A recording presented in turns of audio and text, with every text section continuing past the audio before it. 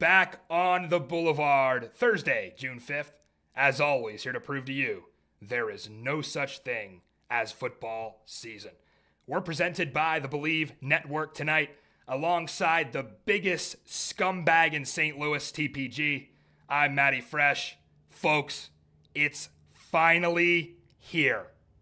Defenders, Battlehawks, XFL, Conference Championship, Sunday night in prime time. If that doesn't fire you up, your wood's wet, TPG. Hey, after 2 meaningless weeks, we finally got the playoffs. But Matt, I hope you're ready to eat your words and throw out that future you took at the beginning of the season. Because when I'm done with you, I'm recording a DC diss track, and you have to sing a line about how they are perennial losers in the playoffs. You're rattled. Look at you. Look in the mirror. You're rattled, and we're not even 3 minutes into this show. I'm rattled. You're the one that calls me before the show and says, hey, I want you to fucking talk off the rip. Give everyone bulletin board material. So here I am. I'm giving the material. Yeah, look at him. He's rattled. I am rattled. He's already I'm pissed rattled. off. I could see it already. It reminds me, TPG, of when you tried to say colorful. Colorful. It's a little like Max Duggan. Takes a while to get it out. Takes a while to get it out for you right off the beginning here. And it's funny to me because our viewers, they don't even know why you're rattled yet. Wait till they find out what happened. And boy, do we have a treat for you folks. Get your popcorn ready. We got something coming up later that made TPG, days before this game, second guess everything. He thought he knew about the BATTLEHAWKS season. He thought he knew about this playoff game. Everything. False. He's doubting now. False. And he knows he is. He just can't admit it. So I cannot wait to get to that. Everybody's favorite offensive coordinator, AJ Smith, will be back in the UFL Universe, joining us to break down the playoffs. And for the first time, he goes on the record about why he really left the San Antonio Brahmas. That's coming up. Give it about 25, 30 minutes. But the question people are asking right now, can TPG put his money where his mouth is? Put my money where my mouth is? Dude, you're...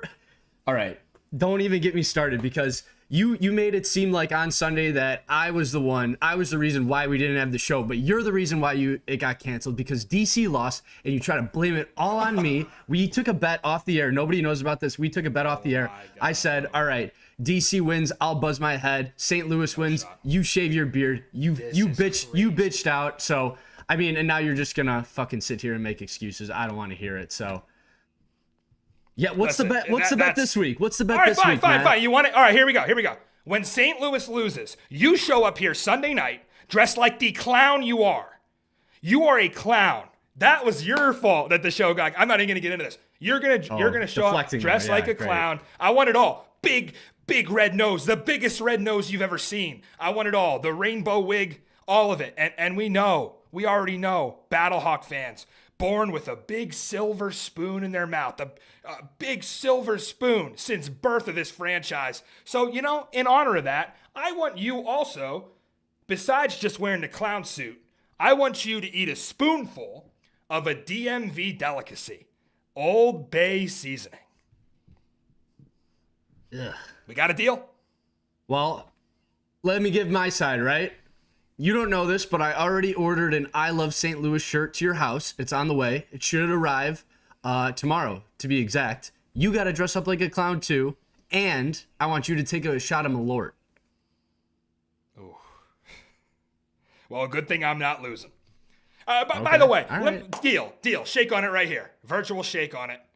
Since there's no way, by the way, we're going to see each other during this game. I'm not talking to you. I will not speak a word to you until I send you a Zoom link Sunday night to come on the show. So, let me get this straight. You show up I'm still pissed about this. You show up last Thursday before week 10, and you're bumping your gums the whole time about, I can't wait to go to Vegas. It's my first time. I hope it's like the movies.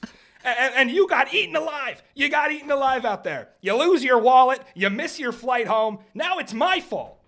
We didn't have a show. Listen, you can't make this stuff up. I hope that for your sake, they do bring a team back to Vegas so that you have more excuses to go out and lose your wallet. Hell, maybe an NFL legend can get involved and bring a team back to Vegas. I mean, Tom Brady already owns the Raiders. You got Aaron Rodgers owns the Bears. How about just another player owning a UFL team, TPG?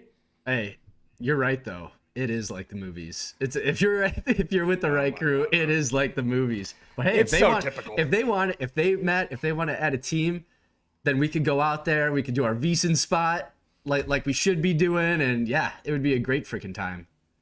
It's so typical with you people. You are a typical Battlehawk fan. A liar. You spit on players and get slapped and then play the victim. You go on a Vegas bender and you play the victim. I'll show you a victim. Max Duggan is going to be a victim of assault after this guy gets a hold of him on Sunday night. Enjoy. Joined now by All-UFL DC Defenders D tackle Joe Wallace. Joe, thanks for being here tonight. Man, I appreciate you guys for having me, man. Hey, you've been a DC Defender for 3 years now, so this is long overdue. I know you've been through a lot. Last year gets cut short for you. After 4 games, you go out with an injury. After all that recovery, getting back on the field, what was your reaction to finally getting that All-UFL selection? Yeah, man. So 2023 was the first XFL year. And I did really good. I finished with I want to say 6 or 7 sacks, that year, and probably was one of the better defensive tackles. We had a bunch of great guys. I wasn't upset with the guys that won it, like Patterson, and can't remember the one guy that's still with Tampa Bay. But like you said, last year, man, and like I said, that kind of fueled me. 2023, coming back from last year, I was on a mission. We was coming in playing Birmingham. I was really excited about the game. Unfortunately, exited that game with a torn bicep, man, and mentally, right when it happened, I was a little distraught, a little hurt, man. But as that journey continued for me, like recovering, just working on myself, man, it was like a blessing in disguise, man. I just been able to spend so much time on my craft, so much time on, just off the field things that I need to get in line. And man, once you do those things, just football falls into place. So, it was just perfect timing, man. It was truly a blessing. Truly. Yeah, and the numbers speak for themselves this year. You were first among all D tackles in the league with 4.5 sacks.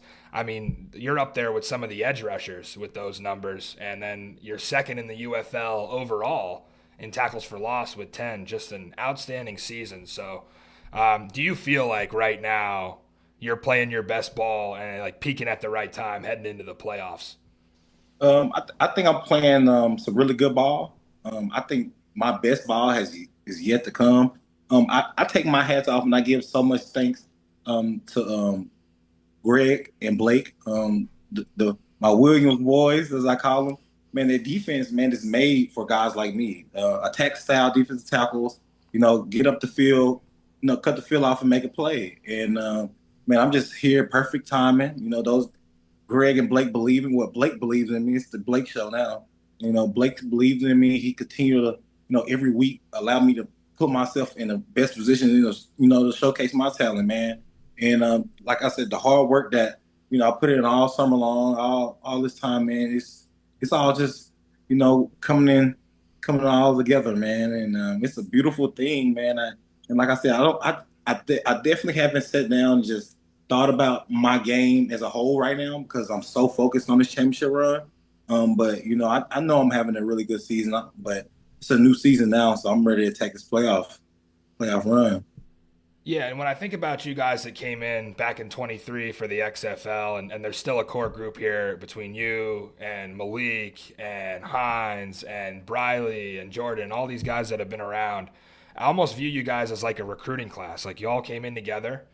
Now it's like junior year, and things are like finally starting to click with the culture, with the overall continuity, with, some coaches leaving, but then the staff, basically being intact to the point where the system is still in place. So going into Sunday, I mean, kind of speaking on that, you've been here long enough to live really every chapter of this rivalry. I mean, we had the brawl in 2023 and we had the Mud Bowl last week. I mean, you've played them 6 times. It's 3-3.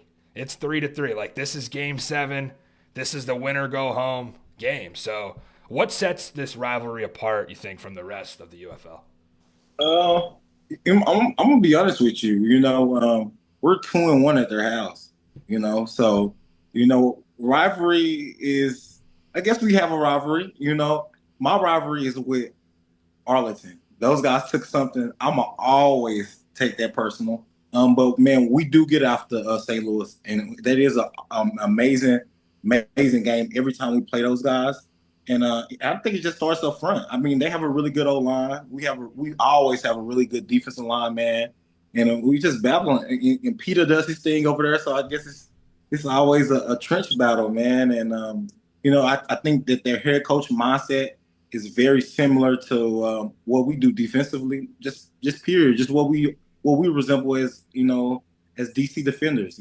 So I think it's a lot of same as mentality that goes on, and I could think it's just something has to give. It's every time we play each other. So I know this game is going to be a very exciting game. They have a new quarterback we haven't seen, Max. So we are excited up front. We are very excited. Yeah, it's definitely no secret. You're right that this game is going to be won in the trenches. I mean, they got the 2 all UFL offensive linemen. They probably could have had 3. You guys have 3 all UFL in the front 7. I think Dre Mintz got snubbed. Probably could have had 4.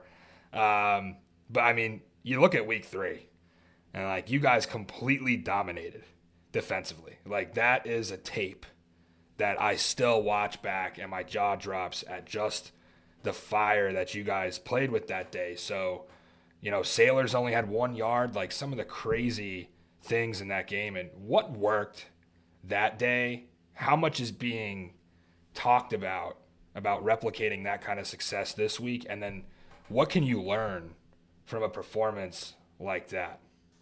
Yeah, man. So I think our mindset, week 3 of that week, man, I can't remember what week Greg left exactly. I think that was Blake's first game. Like as full DC. Yeah. Yeah, that was great. And man, I just think that this team, first of all, if you take it back to 2023, just how many games that we had to come back from behind. And then even last year, those guys, fought without me. And then this year, coming back from Arlington, and then that's just something in our culture, just always that fight, man. And man, I definitely think that as a defense, it's just a mentality for us. I can't even really describe it in words. I just remember just being so very much like upset. It's just like a chip on our shoulder. Everybody was at practice kind of like, what are we going to do? But it wasn't just like we're going to turn our back. We were just really hungry. It just sparked the fuse. I can't even describe it, but it's the same thing now. Since playoff, we practiced today, man. I can see the look in my guys' eyes, man. And it's just like hunger. These guys are very, very ready for this game, very mentally prepared, man. They took those 2 days off. And man, today we had an awesome practice. And it kind of gave me that week 3 vibe, honestly. I really can't put that week 3 vibe into, words, man. We were hungry. We was upset a little bit, and we came out there. We played with that, and I think we're gonna definitely do the same thing. DC fans are definitely gonna see a lot of passion out there, man. It was pretty heated out there today, man. It was exciting. It was really some good stuff out there on the field at practice today. Yeah, and you talk about that vibe. I think it's just like a combination of things. I think one of the things is you guys always seem to be underdogs. Like you're 2.5-point underdogs here again. You were 6.5-point underdogs in week 3. We saw what happened. So people seem to think that there's a significant home field advantage in this building. And like you said, DC's 2-1 there. So I want to know, as a player, does that crowd really make a difference? Being on the field, being there, or what's the situation? Yeah, crowd definitely plays a vital role, more so for offense. The crowd gets really rowdy. O-line has a hard time communicating with Tamu. When defense out there, we don't get a lot of it. But we do have a lot of high-heated dudes on our sideline that might chirp back and forth. But, we focus on that. But, man, I will say this. I love DC. DC is the best crowd in UFL. We just hands down the best. Second up is St. Louis, man. Those fans, they show up and they show out all the time for those guys. And, man, I remember playing them for the first time XFL year in their home. It was completely sold out. You couldn't hear coach tell you to play from the speaker in the headset that's right in your ear. So, I love playing there. And I think that it's just, it might be a little too rowdy. I think our guys love it. I think we might just, think about it as DC. We used to it. So, man, it doesn't. Defensively, it doesn't bother us at all. We love when they get quiet. So many fans there, and you can hear a rat pee on cotton or something. Man, it's so quiet in there. Yeah, that crowd has definitely gotten to the head of some teams in this league. Not DC. It seems like you guys are experienced on that stage, and I think it comes from going there for the first time in 2023 when it was all built up. And Abram Smith goes for 200 and some yards rushing, and you guys come out with the win. Yeah, puts the team on his back and absolutely goes Martian beast mode. Man, he had a phenomenal game. I still remember that like it was yesterday. Yeah, there's a lot in this rivalry. It almost feels at this point like, and this goes for DC Arlington too, like one of these college rivalries that you circle on the schedule and you look forward to, and the fans show out. But yeah, Joe, this is a long time in the making for you guys with the storyline back in 2023. Being the richest team in the XFL, going 9-1 with a 1-point loss, and then dominating Seattle, and then just falling short, and like just being that close. And I do think it's built a sense of urgency to go in here and win this championship. Joe, it was great to have you today. Appreciate you sharing all the insight with us about practice and how you're feeling right now. I will not be in the Dome on Saturday or Sunday because we're gonna hold out for the championship. We're gonna make one trip, and we're gonna know that DC is gonna be there when we go. I got all my chips in on you guys. Yeah, I'm pretty sure we'll see plenty of red in the Dome for sure, man. And we appreciate all the DC fans, man. All over the years, for the past 3 years, man. Man, DC has been a very special place in my home. Some of the most craziest memories of my life with the Lemons, man, and just everything, man. I appreciate DC so much. I love DC so much. It's time to bring home a title to the district. That is Joe Wallace, all UFL defensive tackle. He'll be in action against St. Louis on Sunday, 6 o'clock on Fox. Joe, thanks for being here again. Man, no problem. Thanks for having me again, bro. Did you hear that, TPG? You're not even good enough to be Joe's rival. He thinks more about Arlington than he thinks about you guys. Big game. That's big game for Big 99. Such a freaking insult. What was all the Birmingham Stallions saying about the Panthers? It's not a rivalry if you can't win, right? So we won. It's time. It's time to set the stage. This is the most highly anticipated spring football game ever. The XFL Conference Championship, DC at St. Louis. BATTLEHAWKS, the 2.5-point home favorite. Total here at 46.5. And before we break this down with AJ, want to cover some injury and personnel notes real quick. Some bad news for BattleHawk fans. Ty Scott, back in practice for DC. You remember him? St. Louis fans? 62-yard dagger through your chest to silence the Dome in week 3. Believe it or not, broke his arm at the end of that game. Looking like he's back and might see some action. But I got to be real. There's also some bad news for DC fans. We lost our right tackle. Mason Brooks, out. Exactly what I said could not happen in week 10 happened. And now DC is left with only 6 offensive linemen who have seen the field this year, plus our center, Mike Maietti, not 100%, dealing with a leg injury. Not ideal when you're going against the St. Louis pass rush. But on the Battlehawks side, they're not perfect either. We did see Austin Fiolu play in Week 10, get the start. He's the best Battlehawks run stuffer, back after missing 4 games. But Chris Garrett, one of their rotational pass rushers, also last year's UFL Special Teams Player of the Year, goes to IR. Now they replaced him by signing a former Penn State Nittany Lion and first-team All-Big Ten selection, Shaka Toney. Interesting name to bring in for playoffs. You know I love my Nittany Lions, but fact is Toney violated the NFL's strict no sports gambling policy. So he's a lot like TPG in a sense. I'm surprised they even let him in the league because last time I heard he had a $500 max best bet on the Battlehawks this weekend. That's a loser. Winner. All right. Line your pockets with money, fella. That's enough. That's enough of us talking. It's time to bring on someone who knows these two teams better than anyone in the spring scene. Enjoy AJ Smith. Joined now by a spring football staple, former Roughnecks and Brahmas offensive coordinator, AJ Smith. AJ, thanks for being here tonight. Absolutely, man. I've always said you've had one of the best shows, best quality. So we've talked a few years about coming on and just glad to finally do it.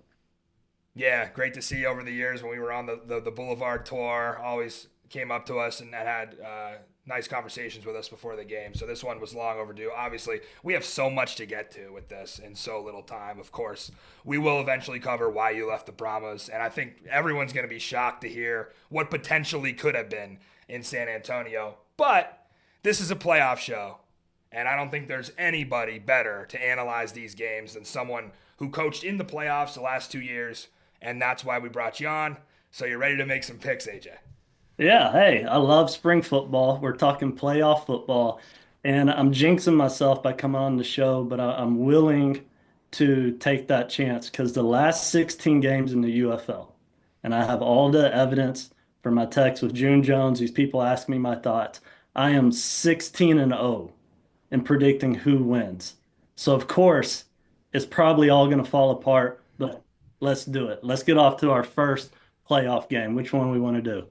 That is wild, and that makes me want to have you on full time next year because we are not 16-0. We could definitely use some help, but we got to start with the XFL side, of course, DC and St. Louis. I mean, so many connections here for you. Obviously, you coached a few of these Battlehawks, Brandon Silvers, Blake Jackson. You're also extremely familiar with DC. So who you liking here on Sunday?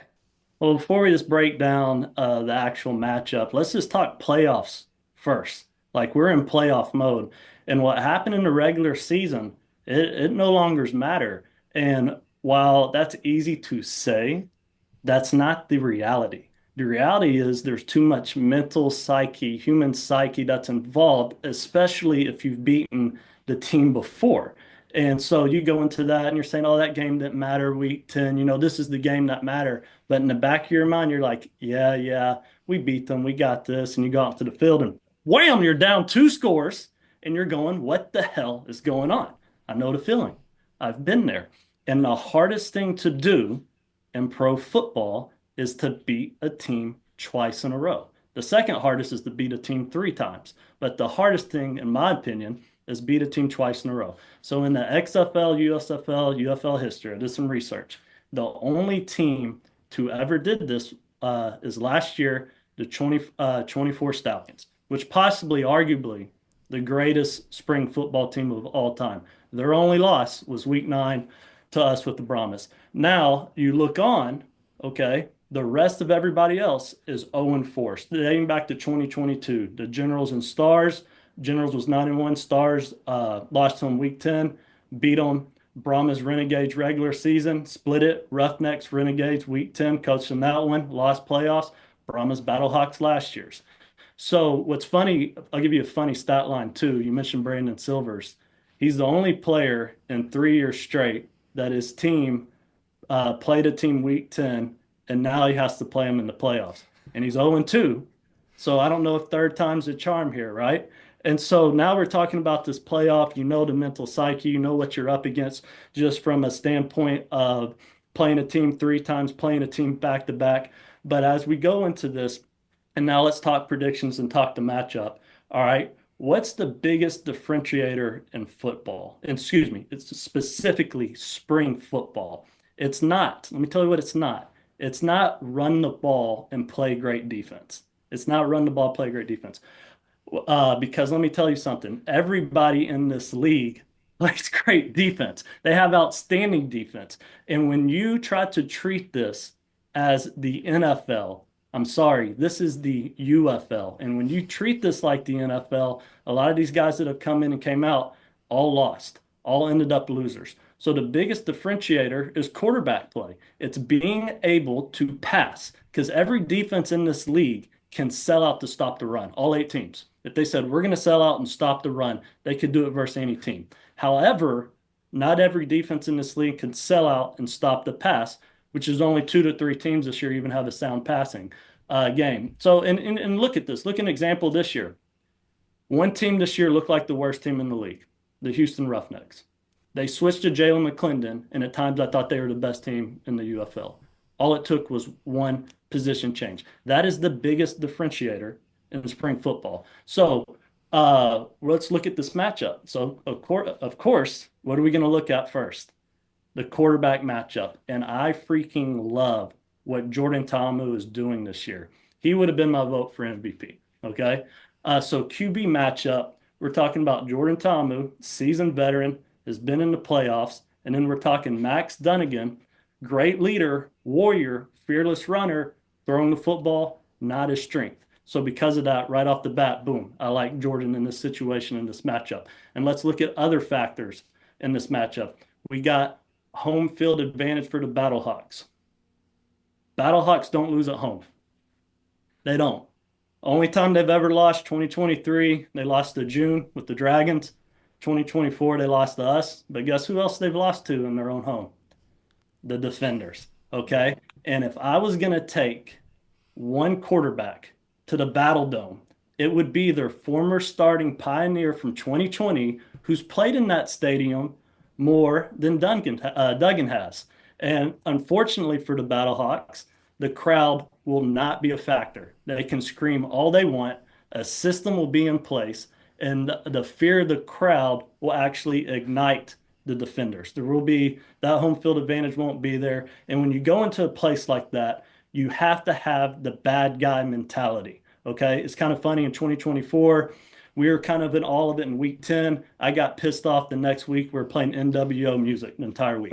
Embrace it. We're the bad guys. And let me tell you, that's going to fit the DC Defenders. They'll embrace being the bad guys, going there, and the crowd will not be a factor. And so let's move on from quarterbacks. Now let's talk defensively and start with the BattleHawks. I said they play great defense. I lied. They play elite defense, okay? My opinion, this is the best defense in the league. That pass rush and front seven with Mike Rose, Pita, Feeney. Come on. Donnie Abraham, their defensive coordinator, has that defense flying around. A lot of those guys have been together now for 3 years, and you're seeing it because they're not thinking. They are flying, and they do so many things on the back end and disguising coverages. I expect them to get a turnover or two in this matchup. Then we looked at DC's defense, okay? To me, this is where the numbers lie. Because if you're the DC Defenders, I think you can very much objectively look yourself in the mirror and say, yeah, we played down the competition sometimes this year, okay? And it's a long season. Like I said, there's a lot of mental psyche that matters in this. Well, let me tell you something about this game. They are not going to play down, okay? It's the same way they can play down, they can play up, and I expect them to be firing on all cylinders and being able to maintain the BattleHawks' #1 rushing attack. And they'll have and with them having a plan for that rushing attack, it'll give the chance for the offensive victory, which now we're talking offensively. My favorite offense to watch all year has been the DC Defenders. 3 years of continuity with Fred Kais at OC. He's done an outstanding job evolving this offense from what it was in 2023 to what it is now. They pass better than anybody in the UFL. They can still run when needed and can do it soundly. But don't be surprised in this game when needed. Here comes that 3rd and short. Abram Smith shows up and he goes, this is when it matters. I'm going to show y'all why I was the MVP in 2023. Now let's talk about the Battlehawks offense, okay? They ever have all the pieces on offense? Akeem Butler is the best deep threat in the league. Shakur Pearson is the quickest, most explosive slot in the league. Sailors is a former All-UFL running back. Arguably the best offensive line in the league.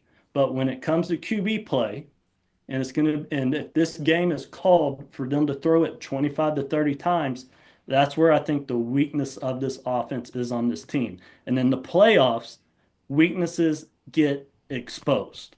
Okay. He's not asked to do a whole lot. Max Dunnigan, again, he's a warrior, great quarterback. But to drive the ball down the field to win the game or put it away at some point in this game, I'm going to predict an interception due to an inaccuracy, or he's going to get stripped, sacked, fumbled because of elongated delivery, which we're all aware of, which has me predicting this game 23-19 DC Defenders. Okay. But let me say this. Had Manny Wilkins not got hurt or Brandon Silvers was starting, I would pick the Battlehawks because I believe their overcommitment to the run game, which is the number one rushing attack in the league. Okay. Very impressive. What their OC has done this year, I think they may be the most creative offense. They do a lot of great motioning. But their overcommitment to the run game, feeling to need to manufacture run yards with the quarterback is the reason they will lose. Instead of having somebody like Silvers or Manny that could open up the entire offense, because the truth is they still have the best run game without a running quarterback. They don't need a running quarterback. They need a QB that can threaten the entire defense, north and south, east and west, and that be their standard operation. But since it's not, I believe DC finds a way. I love it. Going DC, the underdogs, and like you said, AJ, the bad guy mentality. That's been DC all year, right? After week 1, when it went down with Shannon Harris and Skip at midfield, it was a bad guy mentality from then on. They were underdogs against St. Louis the first time around. They won. I think they were underdogs again later on in the season against Arlington. They won. So, yeah, they have that definitely counted out mentality. And, yeah, when you talk about Max Duggan, I mean, you're talking 11, 12, sometimes 13 carries a game.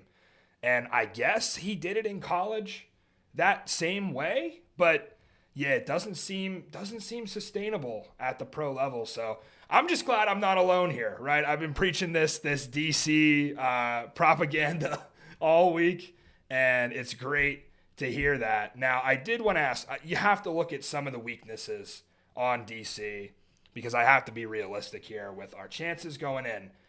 This team has not been good on those crucial 2-point plays that we talk about swinging the game in a one-possession type of matchup. They're only 3 for 18 on those 2-point plays, but they still go for 2 65% of the time. So how important is that, and how do you fix that knowing that like you're going to need a couple of conversions and what we expect to be a pretty high-scoring game, I would think? You call Daryl Johnson, you call the top heads of this league and tell them our extra point rules suck. Okay. I hate the extra points. And I'm so glad you brought this up because what's ironic, in 2023, DC was ranked number 1 in extra points. Why do I know that? Because we turned on their film and be like, how are they converting all these 2-point plays? And they're running double stick and some other stuff. We studied them. And then now I'm hearing this year they're bad. And regardless, if you look at the average of an extra point, whether you go for 1, 2, or 3, is 33%. We figured out those analytics really early in 2020. I gave it to June. June and his genius said, let's go for 3 every time.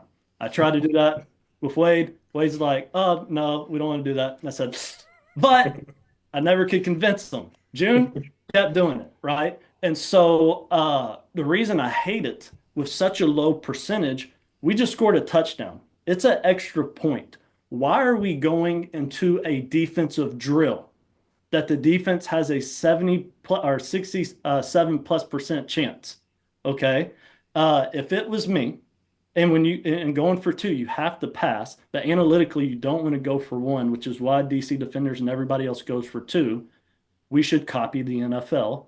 or excuse me, before I get to that, if I had, and we're going to do a multiple shootout rule, make the one from the one. And then, well, everybody will QB sneak. Right. Ban the under QB sneak. Throw a flag. Just like that's simple. Make the 2 from the 3, just like the NFL. Now there's a threat of run. Now there's a threat of pass, boots, play. You can still run. And then from the 3, from the 10. And so I can't tell you how many good games I had walking off the field. We scored 3 touchdowns, but our field goal range and our kicker would go 0 for 2. We missed every extra point. We scored 18 points. We scored 19 on a 3 touchdown days. I hated it. I hated it so much. We should be rewarded, not punished for scoring a touchdown. And the thing about it is the USFL had it right. These were these exact rules in 2022 and 2023, but we adopted our rules. We adopted their kickoff, and I was shaking my head going, oh man, we got this so wrong. Oh, I hate this. And so another way of fixing this is be exactly like the NFL and just let them kick extra points, which just quit putting it so much on the offense. Because at the end of the day, analytically, you have to go for 2. And to answer your question, it's just going to come down to luck. It's going to come down to some contested catches where there's a 33% chance for both teams to get that extra 2 points. And it could be a situation one team goes 3 for 3 and the other team goes 0 for 3, and then they have 6 extra points, which is a touchdown. And you just hate to see that, but that's the way the game theory is set up right now, which I believe is a flaw, and someone who had to live it hates it. Yeah, and you talk about the creativity that DC has down in the red zone, which is why they were so good in 2023. Seems like it's some of those 2-point plays. Fred Keist doesn't want to call the trick play because he wants to save that, right, for a touchdown, and he has saved those for a couple touchdowns. And I kind of wanted to get into a little bit of, when you look at the creativity down here inside the 10 that Fred Keist has, we saw a reverse to Chris Rowland go for a throwback to Tamu and a touchdown. We saw a little pop pass where against Memphis, they ran up to the line, they faked a run, tight end was right open over the top. We also saw them beat the Brahmas with a pass to an offensive lineman that was lined out at tight end. Seems like they do this pretty often. Yeah, it's the UFL, so you see trick plays all the time. You guys used to do it all the time. But do you see that playing a factor at all in this game? Or are you at the point in the playoffs where it's like you don't really have anything left? No, you have some stuff. You hold it back. And what's interesting in your game plan, when you get to that area of the field, which is a 5 and in, you have a script for goal line, red zone, low red zone, high red zone. But that low red zone goal line script kind of has an arrow pointed to your extra points because you can run any of those plays. So when do you want to use that? Do you want to use that on a 3rd and 5 with the game on the line to score a touchdown? Or do you want to get your first touchdown, make sure you score 2 points and use it then, right? So it's kind of a gamble when you want to use that, but so interchangeable. It just seemed at the right times, like you said, the coaches have decided to use them on the touchdowns, which in this game, you've always, to me, we always game plan 3 weeks ahead and come up with a play. Like there was a play week 1. I knew in week 5 I was going to run versus Arlington. And so it just depends how far ahead in his game plan and within his, I call it the element of surprise, right? Because you're going to go out there and run your basic training plays, which is going to be 80% of your offense. But every game plan should have about 20% of a new wrinkle. Maybe it's not a new play, but it's a new way to run that play. And that's where we could see. Maybe he's got something up his sleeve. So my co-host is here, TPG. He had a question for you. Now, I want to preface this by saying TPG was a big fan of you coming into the show. But since you picked DC against his Battlehawks, I'm not so sure anymore. Also, I got to remind you, TPG was a guy who had Memphis Showboat's money line in 2024 when the Brahmas came storming back from down about 18 with 2 minutes left to win the game. So, introducing you to TPG. Go ahead, buddy. What you got for AJ? What's going on, AJ? Really appreciate you joining the show and supporting us. When me and Matt were talking a few weeks back about, maybe this being a possibility, we were super pumped to have you. Yeah, no doubt. No, it's awesome. Thanks for having me. Absolutely. Well, you had a great preview, right? And obviously, I'm not. You see the stuff behind me. I'm not the biggest fan of that pick. So you say you're 16-0 in your last 16. Well, I'm hoping for 16-1, but I may jinx. well, So that could be playing in your favor. hopefully. So we'll find out Sunday night. But question about the Battlehawks for you. So Hakeem Butler did not play in the Week 3 loss to DC, and you've had some very talented receivers over the years, like John Trey Kirkland, Cam Phillips, Dante Burnett. How should the Battlehawks utilize Hakeem this weekend against DC secondary, who's been, vulnerable all season to explosive plays? Yeah, I think these are one of these games, due to the circumstance. I'm scared he may end up with only 3 targets, just with the identity and the way St. Louis, who they are and what they're trying to be. DC is going to do things to take him away and make it hard to get a clear read. Is this now one-on-one or is it not? And if the Battlehawks want to win, they need to get him 8 to 10 targets. He's that big of a game changer. And if I'm St. Louis, I have a check, and I don't care if it's 1st and 10, 2nd and 15, 3rd and inches, 4th and inches. If I see Akeem Butler one-on-one and DC gets into what I call their punt block, everybody up, cover one defense, press, I have a check every time for a go ball or a double move to Akeem. That's what I would do. And what I expect DC to do is the play zone all night, get into their patented Tampa 2, disguise it every way possible, and try to make it life hard on Duggan, who against, making a read against zone, because if he sees cover one man, he'll know what to do. And, DC wants him thinking he has Akeem one-on-one. This is what they want. Here comes the deep safety in disguise. Boom, interception down the field. So it's going to be interesting watching both teams and their plan for Hakeem Butler offensively and defensively. Yeah, I completely agree. I mean, you just look at his numbers all year and, maybe he'll go for a touchdown, right? But that's maybe only like 1 of 3 catches, right? There hasn't been a game where we've seen, like you said, him to get 8 to 10 targets. And yeah, there's no reason why you shouldn't be. He's one of your best players on offense. You got to feed that guy the ball. So, lockstep with you right there. Hopefully they could find a way.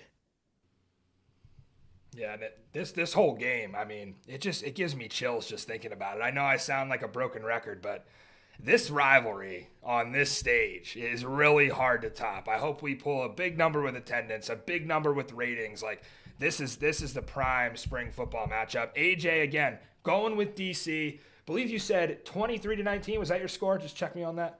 Yeah, let me look through the notes here. I said 23-19 DC to 23-19. So that would be the under as well. So a little bit lower scoring than the books. I think the books are coming in 46.5. And then obviously the Battlehawks, last I checked, were a 3-point favorite. So potentially some value if you listen to 16-0 AJ about this game. Any closing thoughts on this one, AJ, before we move on to the other side? Let me say a rumor that was out there that could totally be false, and I'm spreading gossip, or it could have been true. I don't know. If you look at how it played out, it looks like something that could have been said. The 2024 in the merger, and when it happened, and I think Jordan went off to the Vikings, there was a rumor floating around, hey, Jordan's not coming back. The whole new union and pay structure deal, he's not going to come back. He's not going to play in the UFL. I said, interesting. I was told it worked out because he said if he was to come back, he was no longer a quarterback power running quarterback. He was going to pass the ball. And that was the promise made to him. Again, these are just rumors you hear. Everyone's in one office building, things that I heard. But as you watch it play out, seems like a discussion that could have happened. And you see, because, man, in 2023, we watched their offense, and it's kind of like what St. Louis is now. I kept going, there ain't no way he's making it all season. He would take some shots, and I could not believe he would get up. And so now, like you said, it's the flip opposite. They're passing to set up the run. And what I love about them is their deep shot ability, getting ways to, send the ball down the field, because the two ways you win in football that you have a 98% chance analytically of winning is you win the explosive battle of 20 plus more yards or plays, and you win the turnover battle. If you win those two things, you win the game 98% of the time. It's something we strive for in 2024. And so great job with their OC, saying, okay, they obviously got together. And last year wasn't their best year. And then they come out this year, they stuck with the program. They didn't try to change anything just because a few games didn't go their way. They all bought in, believed in themselves, and kept evolving this offense to where now I said they're one of my favorite offenses to watch. And even though they're great passing at times when needed, they still can run the ball whenever they want to. And don't be surprised if Jordan calls his number there in the red zone, a little empty quarterback draw to get them 10 yards. Yeah, and a lot of their players have not admitted what you've said, where there was like potentially Jordan playing into this decision, and that being a rumor is interesting to me because it makes sense. But a lot of their players will tell me, hey, our identity is still to run the ball. We've just changed things a little bit based on our personnel. And a lot of their players will also say this is actually the deepest running back room that they've had in the 3 years with adding Deion Jackson. It was bad last year, AJ. Jordan Ta'amu was the leading rusher on the DC Defenders in 2024. That was not Defenders football, and that's why they didn't make the playoffs. So it sounds to me like this is really setting up. You said elite defense from the Battlehawks, really good offense from the Defenders. Sounds like we could have the top against the top and the cream of the crop in spring football. So like I said, I got chills thinking about this one. I'm going DC. You're going DC. TPG, the odd man out, taking the hometown Battlehawks, hoping they can get back to the championship in their home building. It would be their 8th home game. Must be nice, TPG. But yeah, do we have anything else we want to wrap up here before we move on? It must be nice. Must be nice to have 35,000 fans and 8. Must be nice. Little quiet there, TPG. What's wrong, buddy? Cat got your tongue? Cat got your tongue a little bit? Well, he did have a great preview, right? He was very informative, really went into detail. I absolutely loved sitting, chatting with him, but he's not going 16-0. Like, he's not winning. He can't be 17-0. Already 16-0. He's going 16-1. So I even told him. I don't know if we got that part of the interview in, but I told him when I first came on this show, right? I had some bad beginner's luck. I didn't have beginner's luck, right? Some bad vibes right off the start. So hopefully, that's the same with AJ joining us. Well, break it down, baby. Who you got?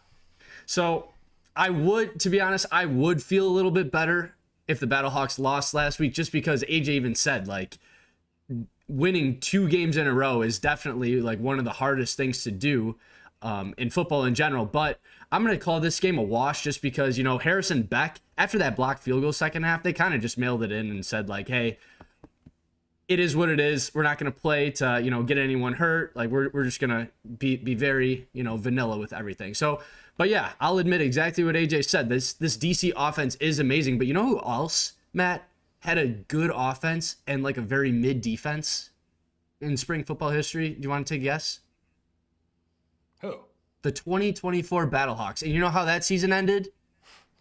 Yeah, not good. It was not good at all. And I'm a firm believer that St. Louis is the better team and more complete team, especially with the energy the fans are going to bring for this one. And if you're in the St. Louis area Sunday night, if you're in the St. Louis area Sunday night, cancel your dinner plans with your grandparents, call off work the next day, show up to the Dome, slap your buddy in the face, tell the beer vendor to keep the Bud Selects going, and caw your absolute head off. Because when the dust settles, the Battlehawks are going to be victorious. Sell the wife, sell the kids, sell the swing set, sell the house, and fuck the nanny. Battlehawks are going to the ship. STL, STL, STL. You are an absolute liability to this brand. Listen, all I could say is I keep going back and replaying in my head something that I talked about with Joe Wallace earlier this week. Game 7. It's Game 7.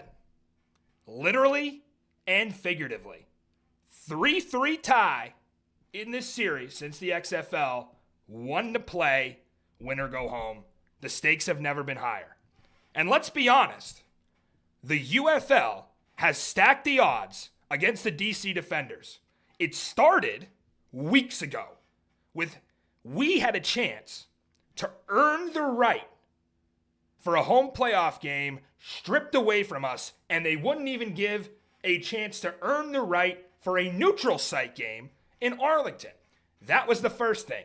It continued with the officials swallowing their whistle, only penalizing St. Louis 3 times the last 2 games to make absolutely sure they got that 1 seed, so the league didn't have to deal with DC getting robbed. It comes down to this. Week 3, St. Louis lived in 3rd and longs. That is where DC feasts. They force sacks, they force takeaways. All DC has to do defensively is load the box on 1st and 2nd down, stop the run, stop the screen game, stop the vanilla design QB power, and make Max Duggan face 3rd and long. You get him there, he's the one who's going to feel rattled against that crowd, not Jordan Ta'amu. Because to be honest, half of you guys, you don't even care who has the ball. You show up to tailgate, you show up to drink and spit on players. So I'll leave it at this. When the coach, the very coach who torched you in this game last year and evaluates quarterbacks for a living, comes on our show a year later and says to your face, I would pick St. Louis if Manny Wilkins or Brandon Silvers were starting instead of Duggan, you got a problem. And you can't run. You can't run against this front 7 like you might against other teams. Yes, I will admit this will be closer than week 3. But you've said it before, TPG. DC's the best 4th quarter team in the UFL. They came back on Birmingham. They came back on Memphis. They came back on Arlington. And they were down 11 in the 4th in that game. Even came back against the Brahmas in the Alamo Dome. So it's a team of destiny. Welcome to Game 7, St. Louis. You got a true freshman quarterback playing against a defense of All-Americans in their senior year. So pull up that Ticketmaster and get ready to list your June 14th tickets for sale. Because the St. Louis Battlehawks ever playing in a home championship game is kind of like that Nelly song. How does it go? It was only just a dream. DC by a touchdown. Shields up. Game 7 is ours. It's ours. You act like Max is like so foreign this type of environment. You forget he played in a massive Fiesta Bowl game. He played in the national championship. I don't think a UFL playoff game is gonna really rattle him. It doesn't matter where he played. I'm sick of your little soap opera. Like, oh, woe is me. They stacked the chips against us. Like, all you have to do, you do is bitch. All you do is bitch. I didn't know the C in DC meant for crybaby. Silver spoon, baby. Silver spoon down your throat. But hey, we got another game to talk about. Speaking of 7, I talk about Game 7. How about Mike Nolan? Trying to avoid a 7th straight loss to Skip Holtz and the Stallions. Michigan at Birmingham. Stallions are 1.5-point favorites. Total 46.5. And the forecast for Sunday at 2 Central, 80 and partly cloudy with a breeze. So shouldn't be an issue, not too hot. Once again, we do have a full breakdown with AJ coming up. But I want to cover some injury and personnel notes for the reigning champs first. Matt Corral's back. Back from IR after breaking his ribs in week 4. Will Skip pull the curveball of the century and start him over Jamar? No. I'd put that at maybe about plus 5,000 odds. It's not impossible, but it's very unlikely. I think the thing that surprised me most about Jamar, he's taken a lot of hits. And for a guy who retired 3 months ago, he's healthy. He's fine. Guys are bouncing off him. That's hard to do, right? Like Ham Newton, baby. He must have been training during his retirement, quote unquote. But I do expect Corral to back him up here, which actually is kind of scary if you're Michigan. Stallions have issues at running back. Ricky Person, far from 100%, dealing with 2 injuries. Got the ankle, the elbow, the head, shoulders, knees, and toes. I mean, he's got everything. For him, I mean, that's not good. It could be trouble, too, considering how awful CJ Marable has been. Birmingham also lost their all-UFL safety. AJ Thomas headed to IR. So this is bad. Like, not good injuries. Flipping to the Michigan side, Panthers proceeding with caution when it comes to Bryce Perkins. They've already done that the last 4 weeks. He's playing. We know he's playing, right? But defensively for Michigan, we've talked about this all year. They're decimated on defense. They can't go a week without it going from bad to worse. They were down a starting corner since week 5. Now they potentially lose 2 more. 2 guys showing up in the corner room on the injury report in Adonis Alexander and Kenai Lovely. So we know the Panthers can stop the run, but it comes down to, can they stop the explosive plays in the Stallions pass game, TPG? Yeah, I don't see it happening, especially with Ginda out. Like that's one of their defensive leaders. But you talk about, hey, Adonis Alexander out.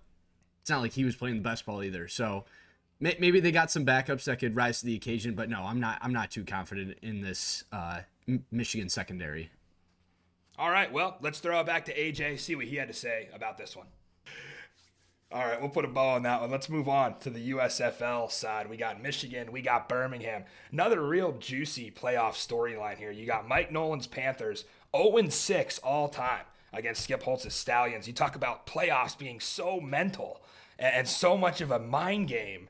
What way you kind of leaning here, AJ, and does that whole storyline matter to you? Oh, yeah. Birmingham Panthers repeated a 2024 championship in the USFL side.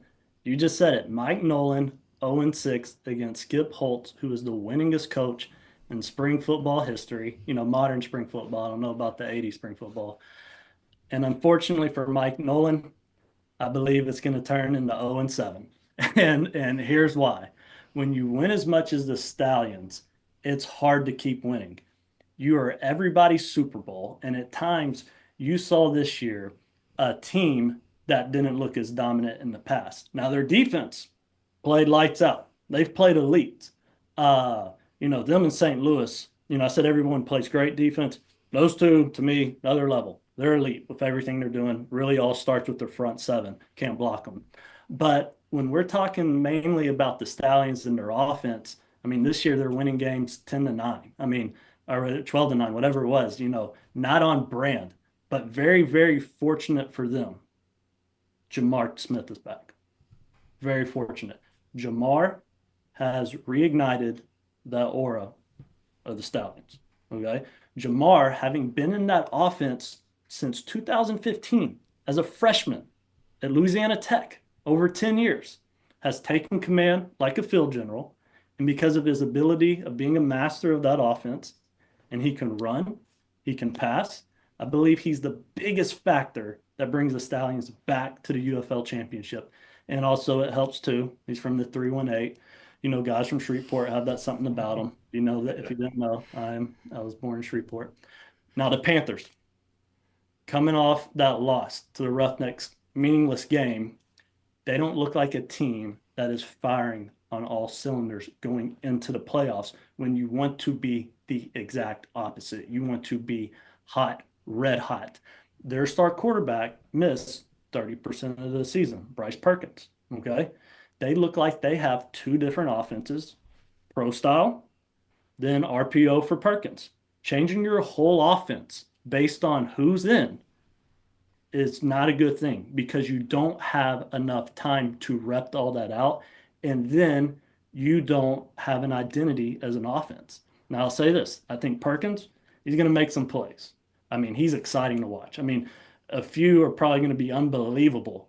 He won the MVP for a reason, only playing 7 games. He may even take this team and be up at halftime. But somewhere late in that 3rd quarter, maybe even early in the 4th, his lack of getting reps and snaps show up when fatigue sets in, the adrenaline sets down, and then what did I tell you? Remember, weaknesses get exposed. And he's going to make a mistake because of these things that were mentioned about lack of reps. And that leads to the Stallion winning. And the Stallions know that Panthers defense in and out. They'll have a plan.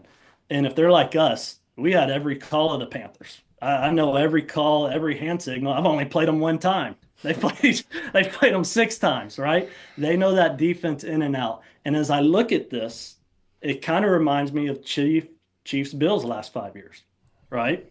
Bills get better and better every regular season. And they're all, is this the year we're going to beat the Chiefs? Josh Allen, MVP, he's looking better. But the Chiefs always find a way, no matter where they are as a team, their ups and downs, and they beat them in the playoffs, which I believe will be the exact same story. And I have the Stallions winning 31-21. 31-21. So this was a high scoring game last year. I know we saw an insane third quarter. Michigan's up 18-3. They turned the ball over 3 or 4 times in one quarter. Birmingham runs away with it. But sticking with the champs here, this would be, we've been calling it all year, the tour for 4. And at times, it did not look good. But now they are playing at a high level at the right time. They're 4-1 in their last 5, and it gives you all the reason to stick with the champs.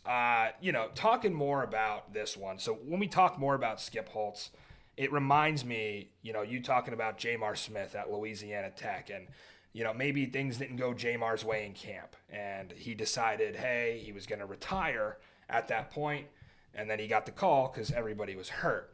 So the other quarterbacks, AJ, were talented, but they did not seem like they were in sync with this offense. So we talk about the concept of continuity with Jordan Ta'amu, with Luis Perez. That concept being undefeated in spring football, being the most important thing you can do in these leagues. But on the other hand, you've got an offense that's basically 2017 Louisiana Tech. And they run the same thing. So how hasn't anyone figured out a way to knock Skip off yet? And what is it going to take to do that? Well, what you just said right there, having history since Louisiana Tech is why they are going to win the game. All right. Jamar and Skip total with him as a starter, as a backup, have like 100 games together. 100. Continuity and chemistry out executes a perfect defense. I learned that from Wade Phillips a long time ago. And the whole concept of figuring something out isn't really a real thing, because you can know what's coming and you still have to stop it. You still have to sell out the stopping it. And any great offense like Skip's will have a counterpunch and check to beat it. And Skip having complete control to do what he wants to do. You mentioned him being the only play caller and being the only head coach. With him having complete control to do what's best for the offense, but then what's best for the team, and then what's best for his offense, never having to play second fiddle with his offense on personnel decision is a big advantage to Skip, or anyone who has the talent to put together a high-powered offense. So, I mean, can you imagine where they would be right now if he was just the OC and a GM coming in and telling them, hey, you can't bring Jamar back? That'd be pretty stupid. But, that's what's going on with a few of these teams. And so, it's just kind of like when Brady was with his offense for so long and you came in with a rookie quarterback, you had no chance. There's 20 years of him doing the same thing over and over. Yeah. Jamar has 10, okay? And he's a great player too. Let's just not throw out, oh, they've been together. That's good. He can run, he throws accurate football, and he's a competitor, and then you put in these other factors. Somebody's just going to have to one day out execute them. That's all it comes down to. You said it. There's other talented quarterbacks. Why isn't it looking the same? They don't have the reps. Yeah. And another thing, don't want to look too far into it, but body language, because we get all access in the UFL, you can't help but notice some of the body language sometimes, because we know how Skip is. As soon as you walk to the sideline as a quarterback, he's in your ear. Don't see that a lot with other teams, but he is right on top of you because he is the OC. He is the quarterback's coach. So he does it all. And the way Jamar responds is a lot different than the way other quarterbacks have responded. Now, not knocking those guys, I just feel like a couple of those guys that he's working with had been to the NFL and learned it a certain way, aka Matt Corral, right? 3rd round draft pick. And then you come back to Skip, and it is a learning curve to work with a college coach like that. And then you've obviously got Jamar. They're laughing it up on the sideline. He's taking his feedback. He's taking his criticism with a smile on his face. He knows when he did something wrong. He's listening. So that, to me, seems like maybe more important than we think. Is that something that you look at? 100%. Because the most undervalued, crazy thing about football is offensive coordinator quarterback relationship. It's it's it's so important, undervalued, and here's the deal. A great quarterback can look bad with a bad offensive coordinator. And a bad offensive coordinator, if he gets a good quarterback, he can all of a sudden look good. But when both are on the same page, it's lights out. And what you just described, well, Jamar's talking to Coach Holtz a certain type of way. That's called chemistry. That's called they've been through it. They've won bowl games, and they both want the same thing, which is to win. And that just tells you they know how to communicate to each other. A lot of times, bad coaching happens because there's no communicating happen. Mike Schliet said you're coaching it or you're letting it happen, right? And it's people that don't understand that, like for instance with me, and we'll bring up Brandon Silvers. Me and Brandon had a very certain way we talked compared to any other quarterback I've ever worked with, and that was viewed as a negative, and it was very similar to Coach Holtz and Jamar. But because there was a connection there, oh, that's a bad thing. No, it's not. That's what it takes to be great. And Right. And so for them to have that, every great play caller has a great quarterback and vice versa, and they have a chemistry together that can't be explained. So flipping back over to the Michigan side, TPG had a question about their quarterback situation and something that might relate pretty specifically to you. TPG, go right ahead, man. So AJ, you kind of touched on this, Bryce Perkins being out multiple weeks, and you guys, the Brahmas, had a very similar situation heading into your playoff game last year. Chase Garbers was out for the majority of the regular season, but he ended up starting the playoff game in the Dome. So how did you prepare him in practice that week of, or maybe like weeks prior, to get him ready to take live reps because it's been such a long time for him? There's no way. It sucks. It just sucks because he missed all those precious reps. And at quarterback, I believe the only way you get better at that position is playing games. It's not you can go practice against your own defense and have that red jersey on and feel really good about yourself, not taking any hits. But then as soon as that red jersey's off, characteristics can change, feet work can change, progressions can change. You're now live. And so unless you're playing the game, there's no way to get better at the quarterback position, and that's my opinion on it. And that time lost, all you can hope for is that your training camp was effective and hard enough that those reps and basic training and those basic plays you have in will pay off in the playoff, which, by the way, we had like the league shortest 13 practices this year of training camp, and everybody kind of saw that with new teams and new offenses. I think the first 3 weeks, no one scored over 20 points, or maybe one or two teams did out of 12 games. That's a tough bet to bet on because training camp again wasn't as efficient as it should be. So they're working uphill, and there's no easy way to prepare for it. Well, Chase, for being so cold coming in, I mean, I know he threw a pick early, but for the most part, I thought he looked pretty damn good. So whatever you did to get him ready, I mean, it definitely paid off and worked in your guys' favor. The thing about that, though, it's similar, but we had thrown him in week 9, week 10, and so he had kind of his third week back. I couldn't imagine, coming back now. You haven't been playing. That's real tough. And so honestly, without that lost week 10. And let's say Chase didn't play and we would have won and Quentin started the whole time and we came to San Antonio, there's a great chance because, again, all this mental psyche, we lose, But having Chase had those 3 games to work up to that point, he played lights out and had an unbelievable performance in the playoff against St. Louis.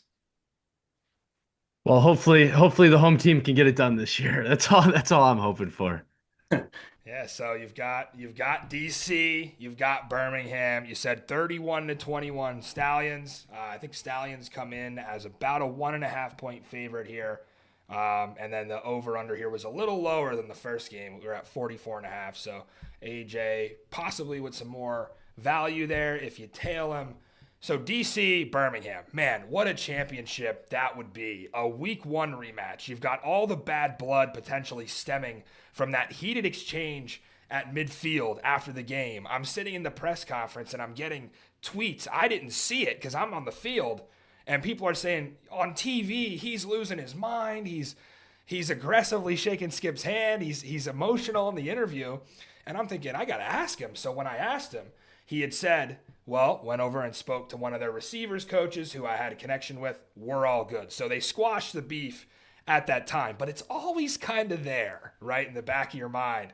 So this game, AJ, would be a treat from a narrative standpoint, but also from a football standpoint. Neither team would look either like they did in week 1. That matchup you could just throw out the door. So in a potential DC Birmingham game, which you're picking, who takes home the hardware? Yeah, I think it'd be a great championship game. I think this is the swan song for DC.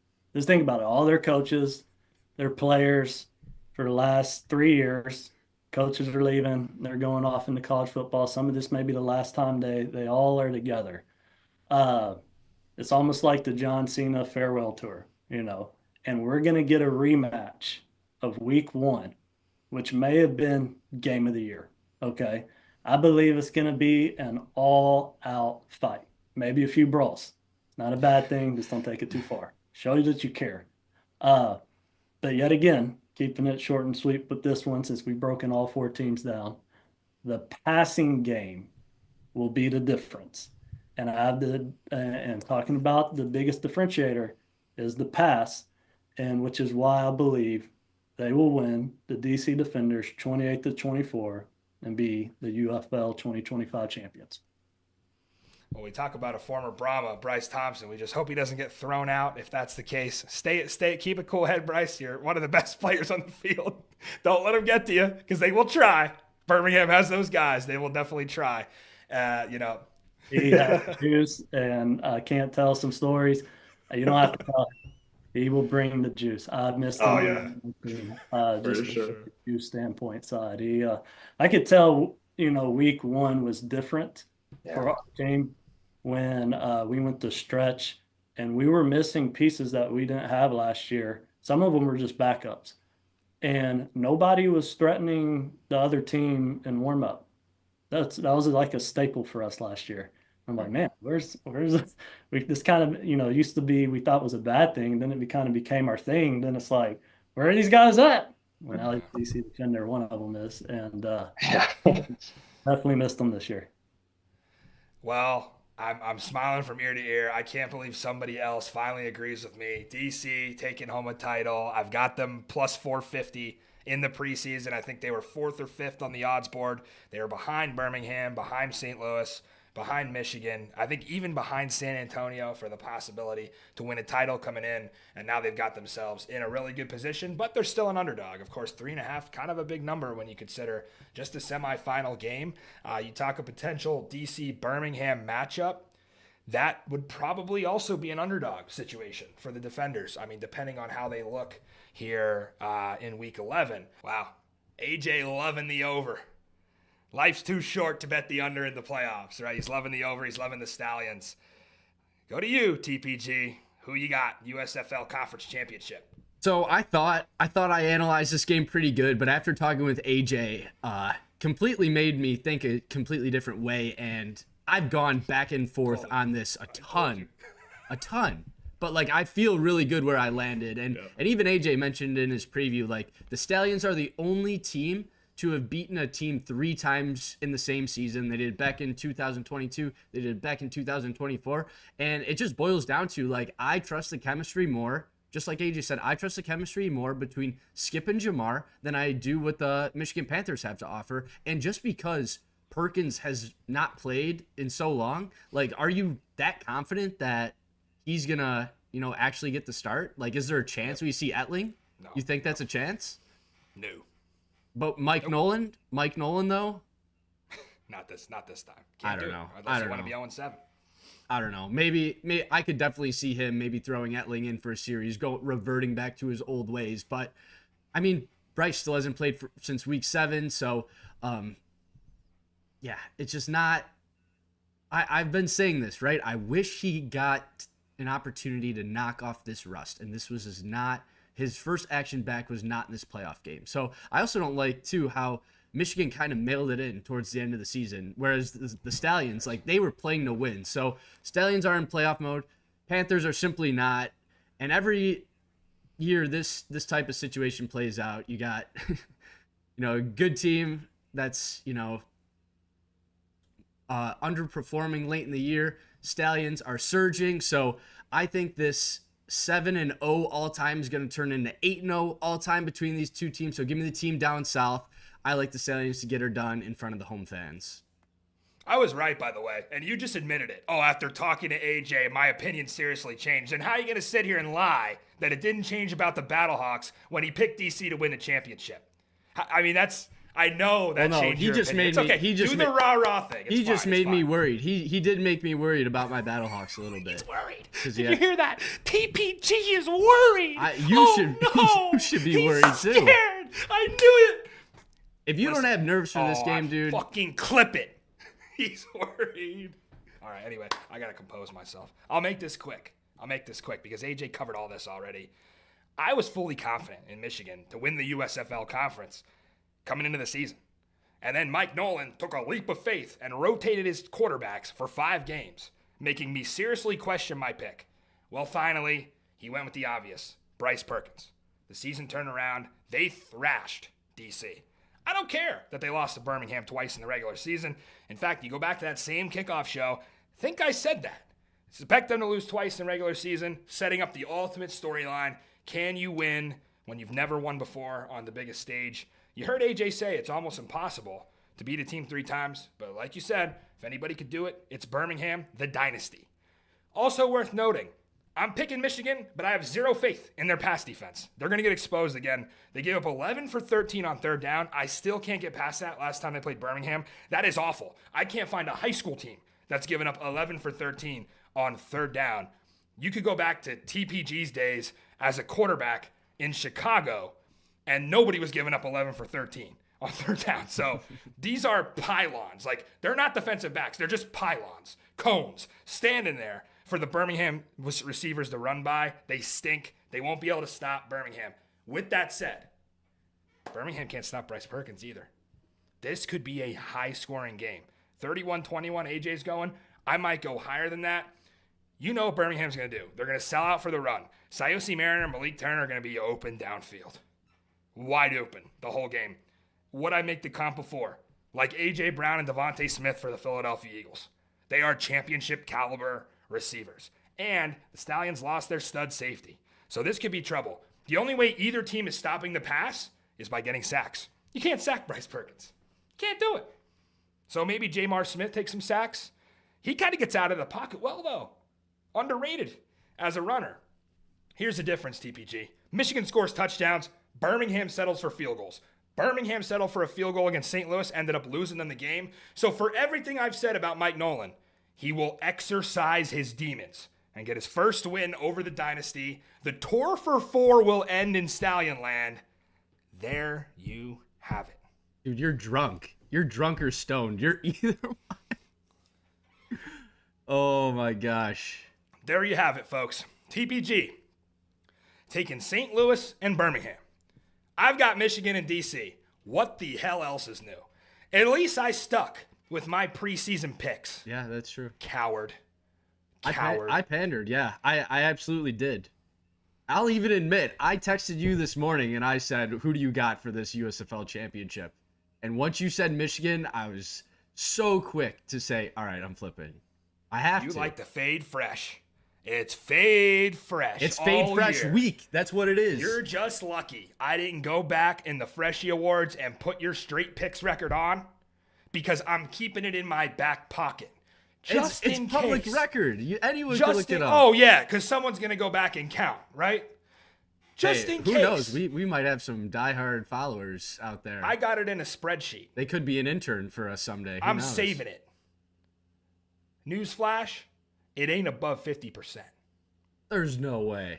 You made that up. You made that shit up. You pulled that out. You make up stats. I can make up stats. No, I alter the stats today. slightly so it seems more favorable. But hey, question before we get into the juicy stuff that everyone wants to hear. I do want to flip back to the other game real quick because I forgot to ask you. Are you worried at all that, you know, too many people are back in DC? We saw this line come down. Yeah, the number moved. A lot of people taking DC. You know, they're baiting them with that plus 3.5. It's down to 2.5. Like, this number should have never touched 3.5. You know who moved the line? you did? You're looking at him. It ain't people. It ain't the public. It's me. I moved it to 2.5. So suck it, TPG. I got a lot of money on 3.5. You're selling the wife and the kids in the swing set? Me and Shakatoni. All in. Jesus Christ. How are we credentialed for this league? Dude, I'm worried. Anyway. I'm worried. All right. Listen, it's like going to be a 4-hour show. So now the moment we've all been waiting for, the Brahma Drama. AJ Smith goes on the record for the first time about why he really left the San Antonio Brahmas. Enjoy, folks. But yeah, AJ, I mean, for all this playoff insight, this has been some incredible stuff. I think it's really interesting to get your perspective. Obviously, I think the most important thing is getting you back involved in a spring ball conversation. Now, we can't let you go, though, without asking what everybody wants to know, which is GTFO back in college football 26? Of course. That is so back in. I was talking to my guy, Anthony White, and which is technically GT field options, which Yeah, right. the GTFO means. I mean, it's always been game time field options. You know, That's it.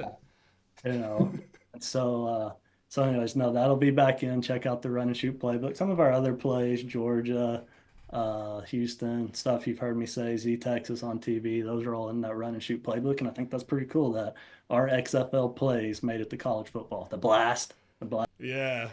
And one of the most hilarious things I've ever heard, and multiple people have said it to me, is, wow, AJ gave his playbook to college football 25, and now his offense doesn't work anymore. I said, okay, don't ever talk to me about football again if that's what you think. I just see Greg Williams said, hey, turn on that PlayStation 5. Put on this playbook. Let me see this play and what Tampa 2 does. I think that's I can't believe he gave it away. That's exactly what it was. Well, it's been a great conversation, but enough of us ignoring the elephant in the room. We do need to get into why you left the San Antonio Brahmas back in week 3. The best way I can ask this is, what ultimately led to your decision and then the timing of it being specifically week 3? Yeah, I knew you would ask this, and here's the thing. I want to say this, and I want to clear one thing up. I love Wade Phillips. Okay, I love him dearly, and whenever I get my next job, he's the first person I'm gonna thank and mention, and he's the reason why I got there, giving me this opportunity, letting us do this what we've done the last 2 years is solely because of him, and I'm forever grateful for that. I'll confirm reports I've read that said I had no say in personnel, had no say who was starting, was told to change the offense in training camp, was told not to motion anymore because I was motioning receivers into the ground. I was told to rotate the receivers more because Jontre Kirkling wasn't deserving. Was told we need to be run first and incorporate tight ends in the run game. All these things are true. However, what bothered me about these reports, because if you read those reports, I said no comment, and I still kind of stand by that. And I just want to clear this one thing up and maybe tell one story of what led me to leave and just kind of clear the air and not get really into it. It bothered me is that it came from Wade, and that's not true. Okay, Wade Phillips' defense plus me and the Mike Leach offense equals 15 wins the last 2 seasons and an XFL championship. Okay, all these ideas of change came from one person wanting to change things that wasn't even a coach. Okay, everyone knows Wade Phillips was battling illness. I don't think people really knew to the extent that in training camp, he was probably only at one practice coaching on the field. That's how bad it was. And the first day we got there and he mentioned he was sick and didn't know if he was going to be able to finish the season, people started scheming. People started plotting behind closed doors and how they're going to take over because there was no plan in place. And the person that did take over, behind the scenes, everything we've discussed, wanted these changes. And it started in the offseason when he made 100% of decisions by himself, 100% by himself, this one person. And the one story I'll tell that really led to the end, because there's just so much lying to my face dating back to last season and the whole championship game fiasco, withholding information with who's available in our stars and how long they knew that, or anywhere else you would get fired for those types of things. One of the biggest weeks of my life was a total chaos. Okay. I was just done with the lies. Okay. Dating all the way back to then. So week one, this person who's now kind of the undercover boss decided it was best for a 28-year-old assistant receiver coach, which half our team is older than this coach, okay, to be our acting head coach. This is week one when I'm still there, and lied to my face it was going to be Will Reed. And then the lies of ping pong going back to Wade that I didn't want to do it, which was totally false. So when I got upstairs and it was me, Will Reed, and Wade, and I said, "What's going on?" And they told me, I just shook my head and went over to the booth, and our players are down on the field going, "What the hell? Where's our leaders? Both our coordinators and head coach?" Like, it didn't make sense to anybody, and they covered this and lied for this agenda. And I was just done. Like, I couldn't even focus on the game. Like, why lie? Like, just come out with a plan and tell us this is what we're going to do, which they didn't. And, I tried to stick it out for another week. More lies continued to pile, and it was just time for me to go. I was no longer Wade Phillips' offensive coordinator. This is what it had turned into. And the thing is, I could have fixed it. Okay. That's a talented offensive roster. Okay. We've won with those majority of those guys in the room. We've won with them.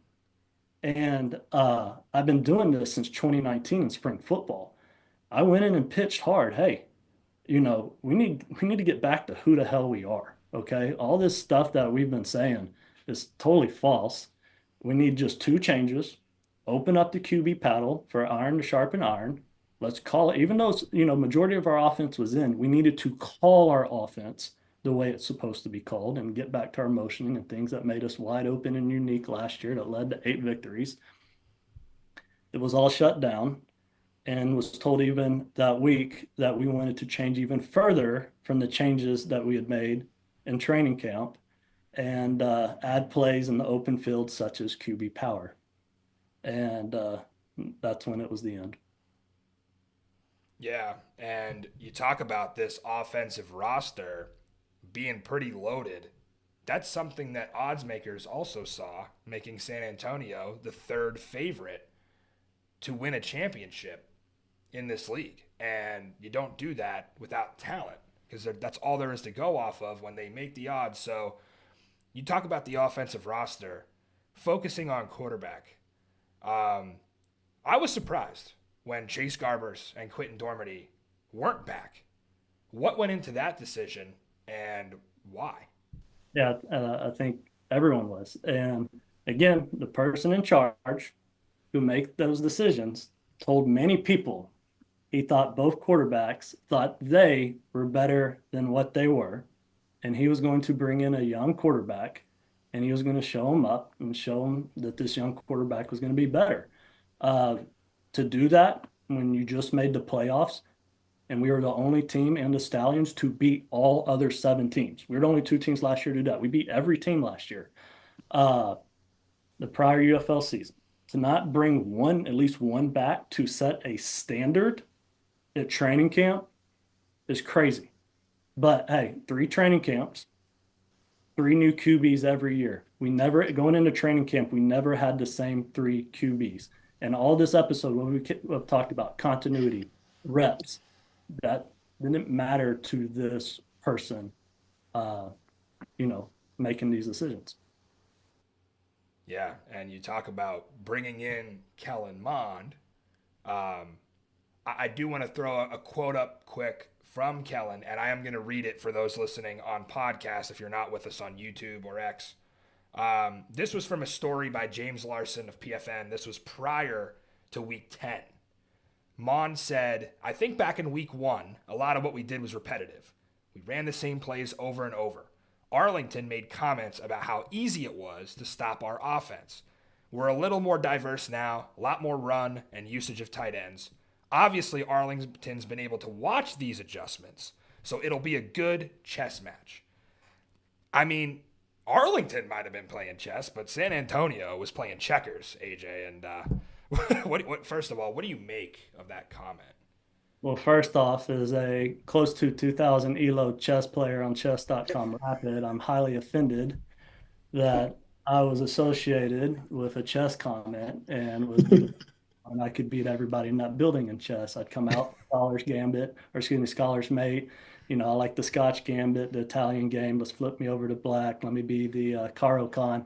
No, I stopped watching Brahmas game because it was so hard because I knew the players in there. They'd all reach out to me. They knew the changes that needed to be made. It was a very traumatic, hard thing to watch. I didn't even, what did the score end up being? Let's take a look. This was the final score in this chess match, week 10. Yeah, and it should be noted that 6 points was not a touchdown, by the way. In fact, 3 out of the last 5 games, the Brahmas did not find the end zone. You got the media. Can you pull up our games against Arlington in 2023 and 2024? Can you pull those up, what that looked like? With this staff, we'll throw it up right now.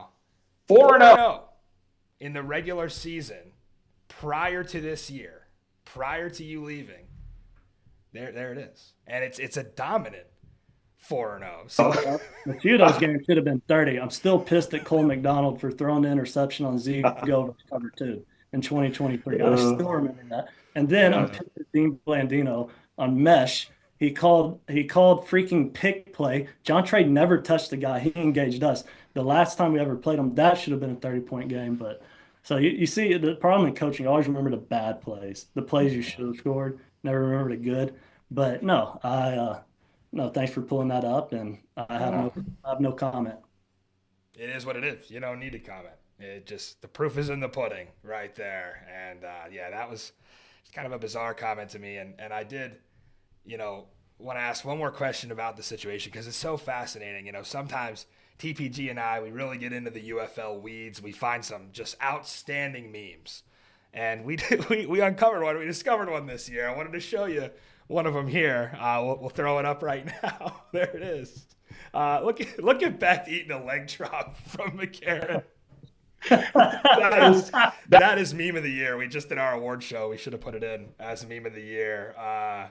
Just frame it. How much truth was there to this meme? I'll tell you. We dug it up in the weeds somewhere. I think we might have to credit TPG for his internet. Reddit Discord, there's some weird stuff being said. Trust me, that was sent to me way back. And what's funny is there's a lot of truth to that photo. And, oh boy! And this is what happened. Me and AJ were talking like right after the championship game. Even one point in October, we got on the phone for an hour, and created the whole playbook that we're going to run this year. He's like, hey, in the protections, I want to be able to call it. I'm like, it's cool, 2-jet. We're going to forward down to the wheel. Then I want to be able to switch it to the mic. I want my Dover concept. We can do it under center pistol. Said, that's great. Well, this is the quick game. I mean, we had this all like an hour conversation.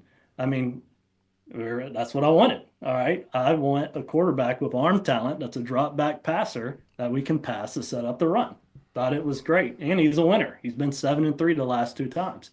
And unfortunately, was told and shut down because we were told, we have our quarterback. And, also was told that we can always go get AJ if something happens. And I'm like, that is not how football works. Okay. You don't just run and get somebody in the middle of the year. But just to paint a picture of what I was dealing with. Okay. They actually called him week 9 this year and Desmond Ryder and said, hey, are you interested Sunday to come play Friday? And I don't know, don't you have Jarrett Granatamo, who's more than deserving some playing time? Don't you have Kellen? They're doing this because Kevin Hogan got hurt. Oh, They're man. calling him, asking him to come play because it's St. Louis, and St. Louis isn't going to play and, play their main guys, and we're just trying to win, and I thought you'd want to go. And they just, I don't know one play in your playbook. But I called to do this, and y'all told me you were good. He said if we were going to do this the right way, he was going to come out in November to Newport Beach. That's where I live. And we're going to train for months. We're going to have everything in place. This is the right way to do things. This is the real deal. This is the blueprint that we've been following since 2020 with the 5-0 Roughnecks.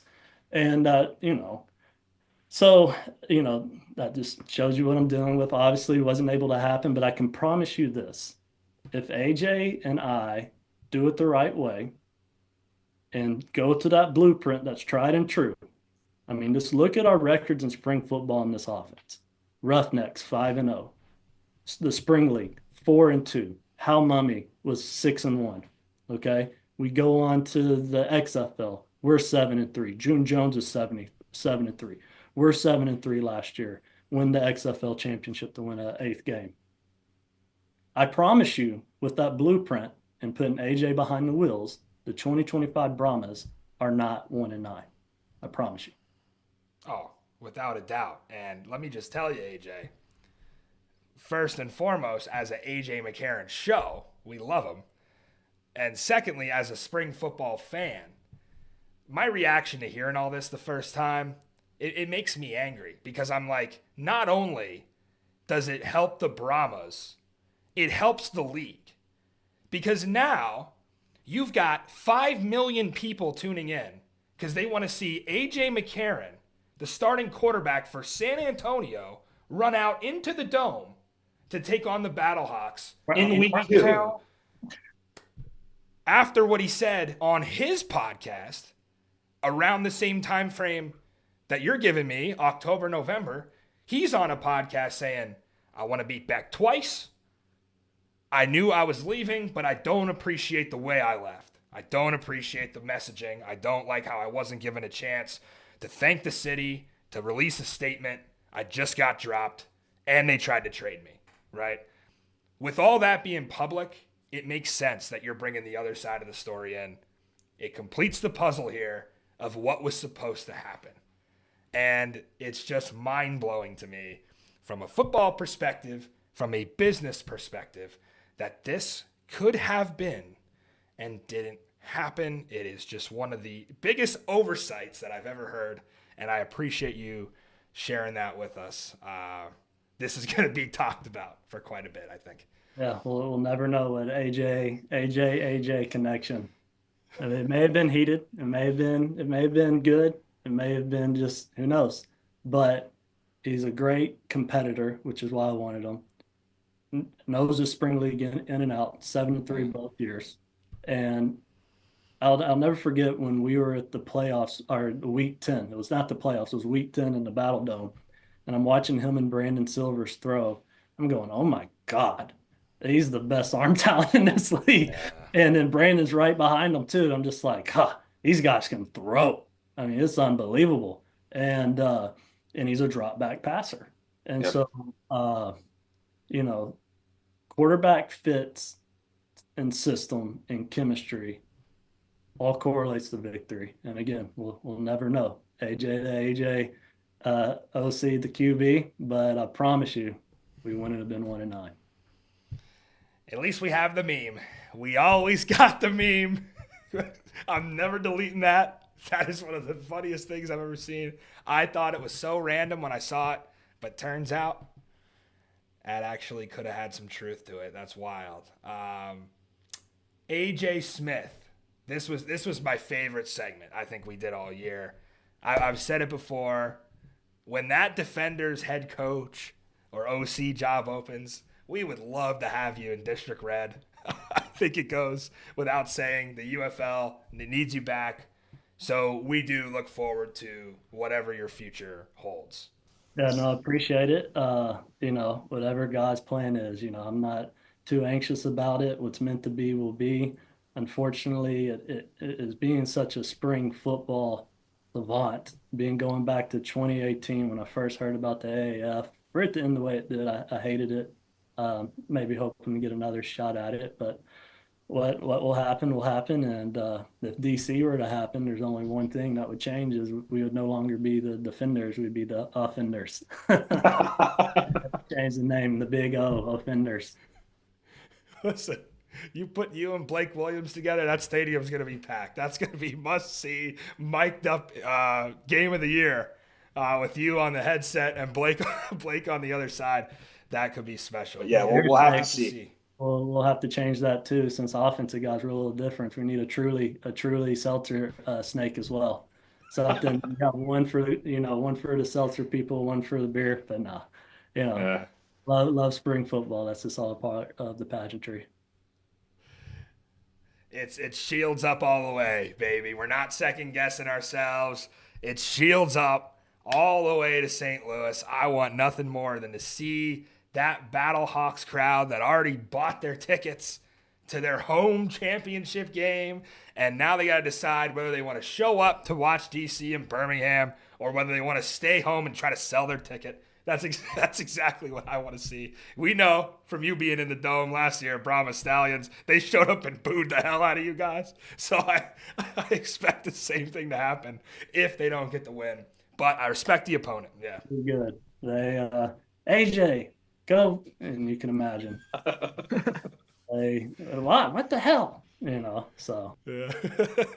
Well, that is AJ Smith. AJ, appreciate over an hour of your time here to break down these playoff matchups from every angle, and most importantly, finally, a platform for you to tell your story, set the record straight, and make sure that everybody understands. You had your reasons for leaving. You're not a quitter. It wasn't just walk out the door. This is exactly what happened, period, point blank. Now the story's out there. Appreciate your time, and best of luck in your future. Yeah, no, absolutely. Thanks for having me. Well, let the party begin. Not only do we have playoffs, we have one of the biggest storylines in the UFL. The Brahma Drama has dropped. Let the fallout begin, TPG. I wish we did our freshies. Truth is out. I wish we did our freshies next week, because this could contend, I think, for maybe viral moment of the year. We'll see. We'll see what the reaction is, but I could just imagine what Twitter's gonna look like as soon as this hits everyone's earwaves. But jeez, the truth will set you free. So meat to that bone. And I do want to say thank you to AJ Smith for picking us absolute stooges to go on the show and share his story. I continue to be shocked about how we, of all people, keep finding ourselves in the middle of scoops that we had no business knowing anything about. I mean, sometimes you just get lucky, TPG. And for you, you're going to need a little bit of luck, because DC is faster. DC is stronger, and DC is coming for that title, and you're going to be singing, "It was only just a dream," in your Nelly t-shirt. Yeah. You think I'm like a big Nelly guy? I'm not that big of a Nelly guy just because I'm a BATTLEHAWKS guy. From the and he proud. Yeah, we'll see. Nelly won't even come. Nelly won't even perform at the Dome. So like, they got the official merch. I want to, that guy blacklist for this game. Get him out. Don't let him in. All right, we hate to shamelessly self-promote, but I am gassed after this week of content. We just did 2 massive shows in 48 hours. 3 interviews? What felt like 4 interviews. Just a ton of content. And again, you guys make that all possible. This is our favorite week that we ever do. Last 3 years now, going back even before TPG was with us. I love it. This is the week we live for. And again, that's all possible because of you guys. Keep sharing, keep retweeting, keep sending it to friends. Everybody wants to hear this AJ Smith story. It's Brahma Drama, right? How could you not love this to break this time of year too? So thank you for tuning in. TPG, plug the socials. Let's get into the playoffs. Before I plug Matt, it's CFL opening weekend. You watching any? Oh, my.